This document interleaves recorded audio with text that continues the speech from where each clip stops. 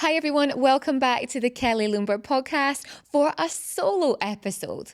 So in today's one, I wanted to talk about personal brand goals. It's something that I do get asked in terms of what kind of things do I need to be thinking about when it comes to personal brand? Because remember, we all have a personal brand, you just might not have an active strategy. And there's so many things you can be doing when you build your personal brand or when you're working on growing your visibility and credibility. And I thought I would just break down 50 things that you can be doing to build your personal brand strategy. Some of these things have worked so well for myself. I'm going to be giving you examples that have worked with clients and how you can introduce them in your business and in your personal brand growth. So let's get started. I think this is going to be a part 1 and a part 2, but let's get going. So one of the first goals that you could have is define your personal brand identity. What do you want to be known for? What is all the expertise that you've developed over the years? Write it down. What are you really good at? And how can you package that into something that you're known for? What makes you you? It can sound a little bit strange going, well, I know who I am, but it's one thing knowing who you are, but how do you actually project that image out there and the power of perception of your personal brand? That is ultimately your secret sauce. People want to do business with people. They want to know the why you're doing this, whether that's in your own business or whether that's in a corporate career. You will be hired and fired by your personal brand in the sense of people know who you are, you'll be put forward for promotion. All of these things come back to your credibility and visibility and knowing, what is your personal brand identity and how is that evolving? Because it also never stays the same. Secondly, identify your target audience. So who can you help?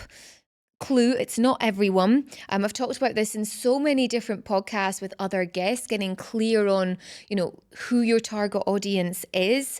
And the reason for that is you can help everyone. I could help everyone with their personal brand strategy, but I very much market towards entrepreneurs. I market towards those climbing the career ladder who want to move to MD or CEO level or board level from a marketing perspective.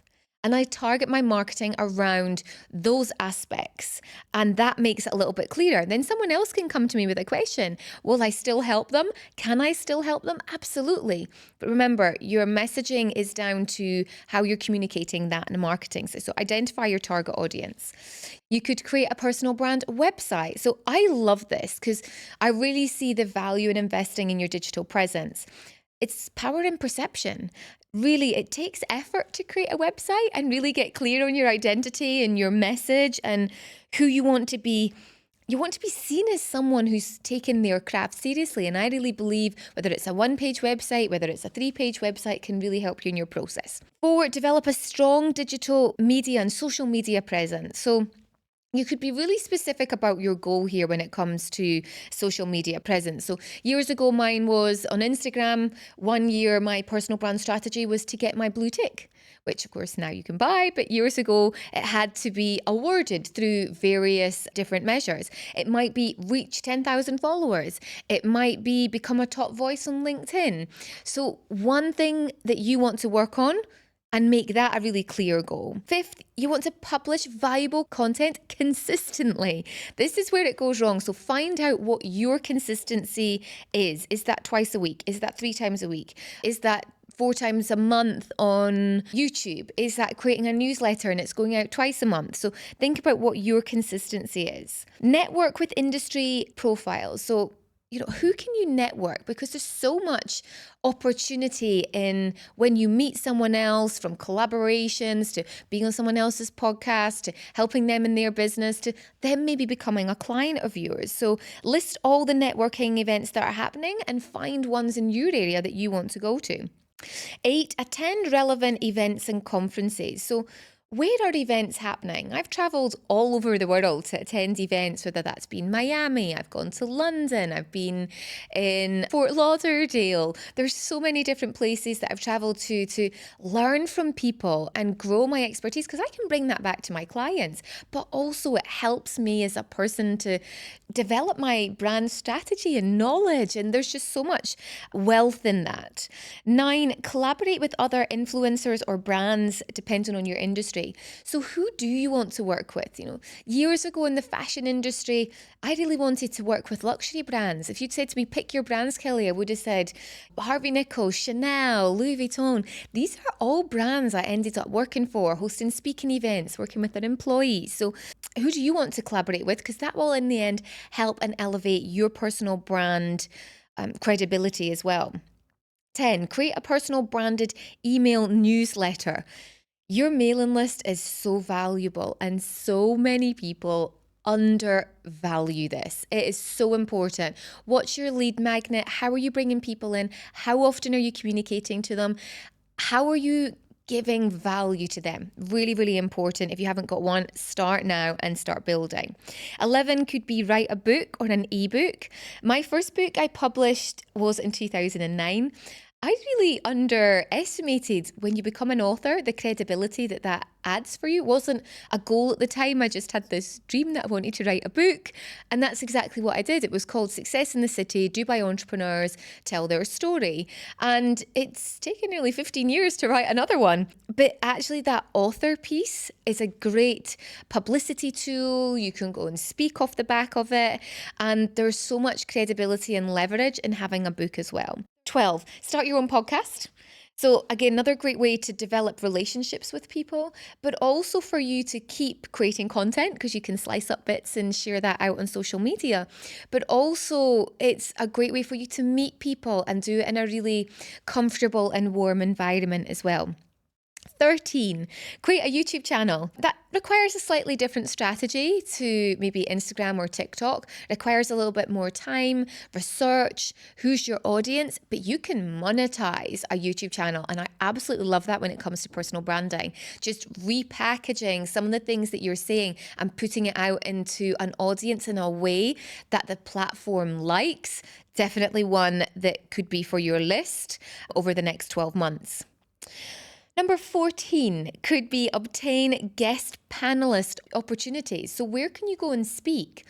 Maybe you're not a confident speaker and you need to build your confidence. Panels and speaking alongside other people where you maybe don't need to prepare a 30-minute keynote, but you can bounce ideas of other people. It's a great place to sort of keep building your visibility. Where could you be doing this? Could you host your own panel? Where could you be a guest on other people's panels? 15, secure media coverage and interviews. So what do I mean by media coverage and interviews? Great way for you to be seen as that expert is have a feature in a magazine, be in the local newspaper. It could be writing an article for Entrepreneur or Forbes magazine or your industry specific magazine. Great to have. And when someone does a Google search on you, then these are things that will start to be picked up as well. Lots of ways that you can go around this yourself, get really clear on where you want to write an article or publication or where you want to be featured, and contact editors or the editor-in-chief, or hire a PR company and work on a strategy to get really clear on the visibility you want them to help you get there. 16, participate in online communities and forums. There's loads out there. So which ones do you want to be part of and how can you be part of that? It was actually how I found my social media manager, was through a community on Facebook, and really liked what she was putting out there, reached out, conversation, and now she works with me. 17 is hire a mentor or expert to help you get the results. I always say we don't live long enough to make all the mistakes ourselves. So if you want to get the results quicker, work with someone. I was a couple of years into business before I hired my first coach. Since then, I've had lots, and I've had lots for various reasons, because there's always something new in business I need to learn. I've hired YouTube experts. I've hired people in sales. I've hired people in marketing. Mindset. All of these aspects have contributed to the growth in who I am today and the results that my clients get. So I am absolutely all for that. 18, volunteer for relevant organizations or causes. I love this. I talk a lot about the Sparkle Foundation that I work with myself. I've been out to Malawi. I work a lot with Sarah to support her with her personal brand strategy. It's something that brings me so much joy. And this organically brings opportunities. You meet new people, you help other people at the same time. So What can you be doing? What could you start? Have a look about what brings you interest and what you love doing. At 19, seek endorsements or testimonials from clients or peers. Use your LinkedIn for this. Get recommendations, because once you get it there, you can then lift it and put it on your website or put them on your social media pages. They're all great ways to have people talk about something that you've helped them with in a really positive way. 21, it could be write your future bio. What is your future personal branded bio? What does it look like? I've actually done a whole episode on this, so it's in the show notes. If you haven't listened to it, go back and listen. 22, Google yourself, monitor and manage your online reputation.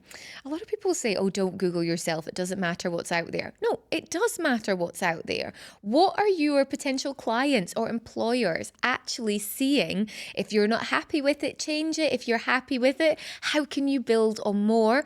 And then go back and look at some of these ideas of things that you can be doing. 23, create branded merchandise or products.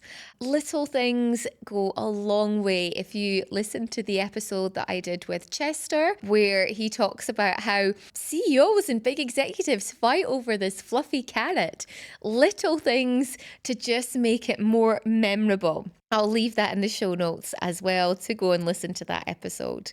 Host webinars or online workshops. I absolutely love this for a couple of reasons. Great way to practice your public speaking. You get to speak one-to-many rather than one-to-one. And online in particular, you can reach so many more people. And in Charlie's episode, she talks about how she showed up every week for people to join her live, and no one came along. And it wasn't until week 4 that she had 9 people that came along and watched her speak. And she said she felt like, she'd made it. So it's sticking in there with doing these things. It's going to help with your brand strategy, your visibility, and your credibility.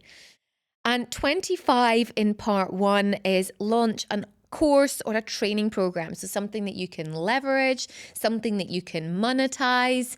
One of the things I always say is get an outline and sell it first so that you can see that there is demand in it, rather than spending so much time in creating a course, spending hundreds of thousands of dollars on it, and maybe realize, you know what, this is actually what my clients need, or this is what people are needing. So there you have it. 25 different strategies, tips, goals that you could be working on maybe in the next 6 months. Some might be a bit quicker. Some may take 5 years if it's writing a book, or nearly 15 years like it is to write another book like I have.